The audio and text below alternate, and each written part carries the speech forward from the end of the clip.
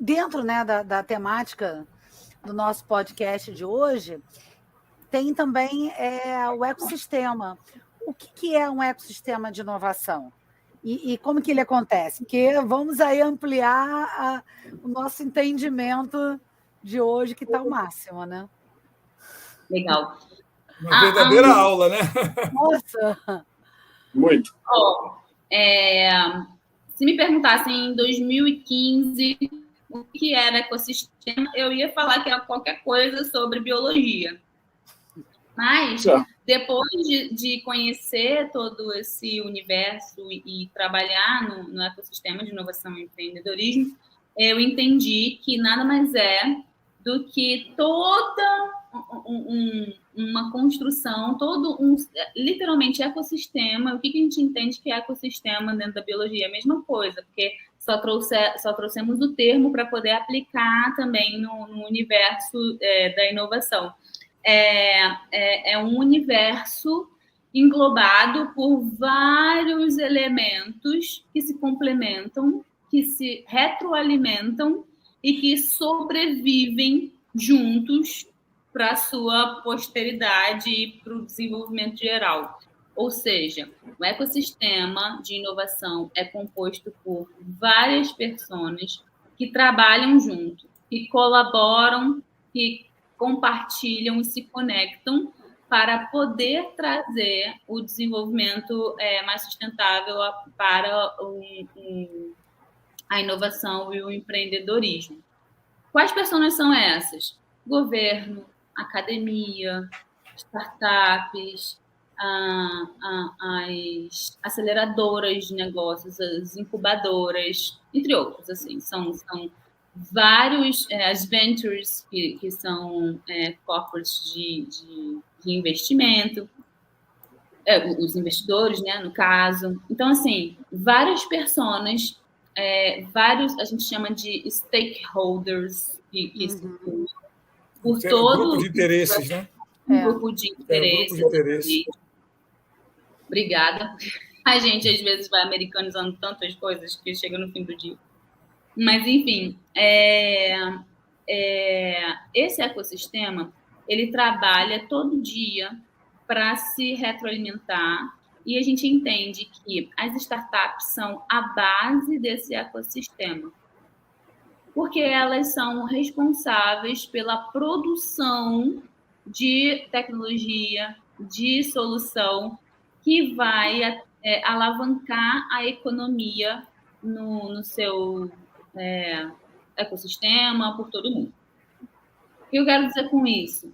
As startups são responsáveis, literalmente, pelas entregas de valor, e elas fazem movimentar a economia justamente porque outras empresas vão ficar de olho em determinada dor que está acontecendo.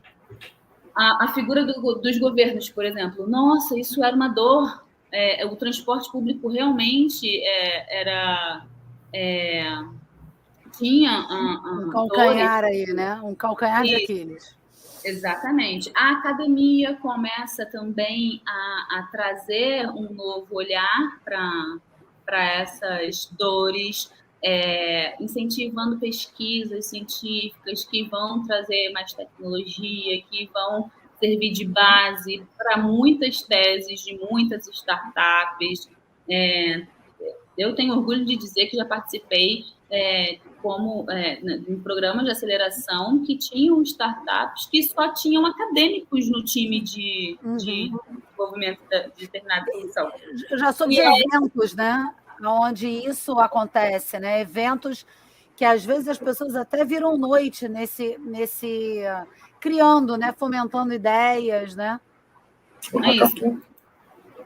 Existem várias atividades que são promovidas pelo ecossistema justamente para todas essas pessoas conseguirem se conhecer e se conectarem. Um exemplo são eventos que acontecem no mundo todo. Inclusive, eu estava em um hoje, eu fui palestrante, chama Here to See, que é o maior evento de inovação, criatividade, tecnologia da América Latina. Acontece aqui no Rio de Janeiro. Quem tiver mais interesse também é só me chamar, que a gente pode falar sobre esse evento específico, que está acontecendo, vai até domingo na Cidade das Artes, no Rio de Janeiro. Mas esse é um dos exemplos de eventos. A gente tem eventos e ações que acontecem de milhões de formas diferentes. E aqui, para pontuar, um dos eventos que são muito legais de citar como exemplo são justamente os Startup Weekends e os Hackathons. Eles promovem maratonas de criação de negócios em tempo recorde, basicamente em final de semana. Alguns times são formados para poder tirar do papel em um final de semana uma ideia. E, pasmem, essa ideia ela é validada e muitas vezes em um final de semana algumas equipes conseguem realizar coisas. Né? Muito bacana essas iniciativas, né, Fernanda? Eu queria aproveitar, Fernanda, porque nós temos aqui uma pergunta da Neide, né, que a gente gostaria, que é a nossa ouvinte, e fez uma pergunta aqui para você. Olha aí, as faculdades incentivam os alunos para esse tipo de negócio? Você sente que, neste grupo, inclusive você falou que está num evento agora na Barra, não é isso? Na Cidade das Artes, você comentou sobre isso. Comentou agora também a respeito desses finais de semana em que o pessoal se debruça em cima de uma ideia e busca fazer com que essa ideia vive realmente uma startup. Você percebe que tem muitos estudantes envolvidos.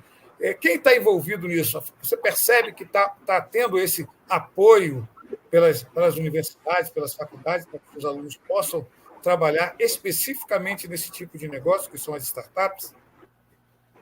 Percebo que sim. Muitas universidades, faculdades estão se debruçando, virando olhares para esse tipo de incentivo nas suas instituições. Ainda é um pouco tímido em relação ao ritmo que existe na existência e na realidade de uma startup. A gente fala sobre metodologias ágeis, a gente fala sobre retirada de ideias de papel em um final de semana. É óbvio que a gente entende que essa persona do ecossistema, que é a persona da academia, ela tem o seu próprio tempo e a gente vem construindo um trabalho justamente de aproximação. A gente, quando eu falo a gente o ecossistema. Quem trabalha em prol do ecossistema, tá? A gente vem realizando, aos poucos, trabalhos que talvez acelerem um pouco o ritmo dessa vinda da universidade para o ecossistema. Mas a gente tem alguns exemplos, ótimos exemplos, de universidades que são extremamente incentivadoras. Aqui no Rio de Janeiro tem algumas, e que são excelência no mercado.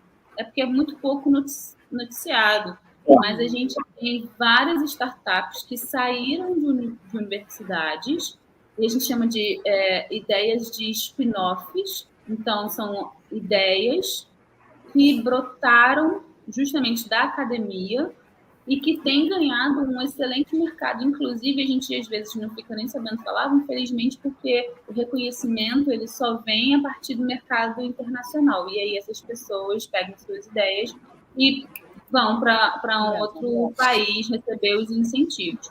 Mas aqui ficou a cutucada indireta para que a gente trabalhe, para que esse cenário mude, mas sim, sendo agora conclusiva, existem várias iniciativas. A gente precisa trabalhar e noticiar melhor essas iniciativas, eu reconheço, mas a gente também precisa bater palma e agradecer para algumas universidades que estão, sim, voltando seu olhar. Na época da pandemia, então, muitas universidades na área da biomédica foram, inclusive, salvadoras de vidas, expondo de seus laboratórios, de suas mentes criativas para poder trabalhar em prol de muitas soluções na área de health tech, que é a área de saúde da tecnologia mundial. As universidades, elas devem funcionar realmente como verdadeiras incubadoras, né? Sim. Porque, em tese, elas são as detentoras, né, do saber. E aonde você tem realmente muita estrutura, né?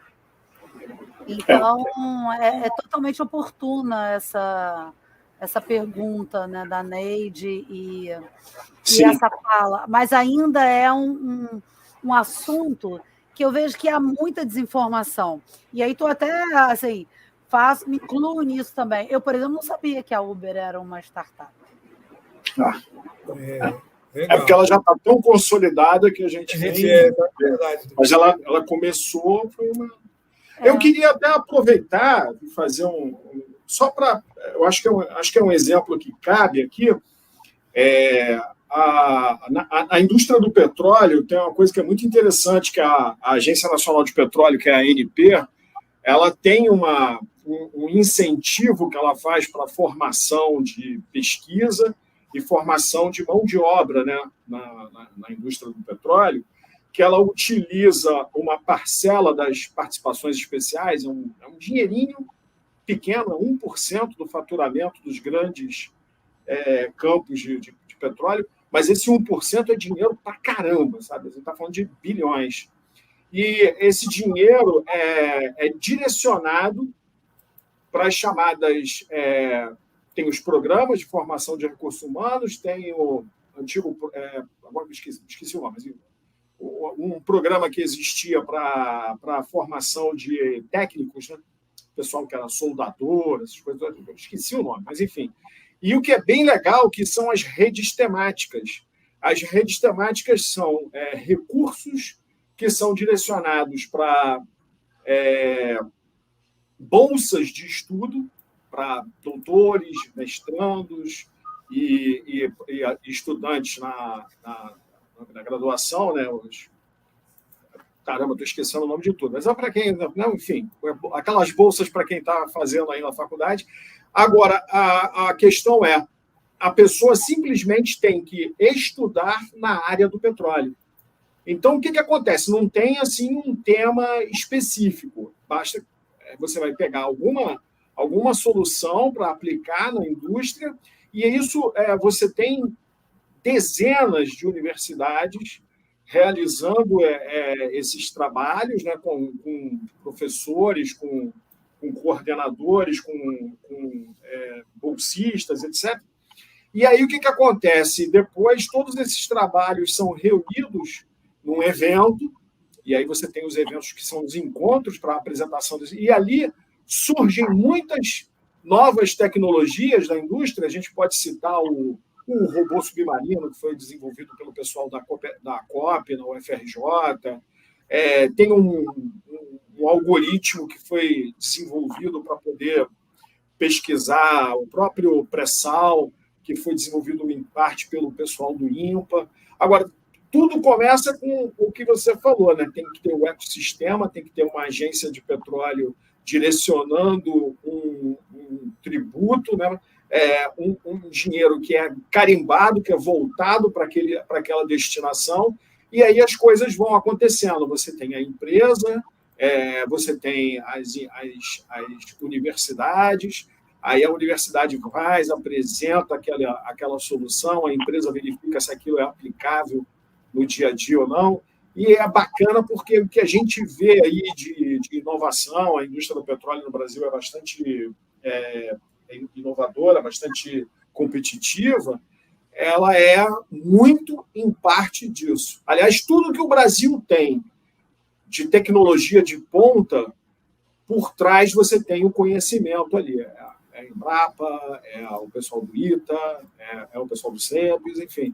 Se a gente não fizer isso, se a gente não botar isso para funcionar, o Brasil não avança, o Brasil não cresce. Então, esse trabalho aí que você está falando, tudo que você está trazendo para a gente, que está sendo, né, maravilhoso, esse banho de loja que você está dando para a gente nesse assunto, ele é muito relevante para a gente, muito relevante para o país mesmo. Enfim, bacana, muito legal mesmo. Oh.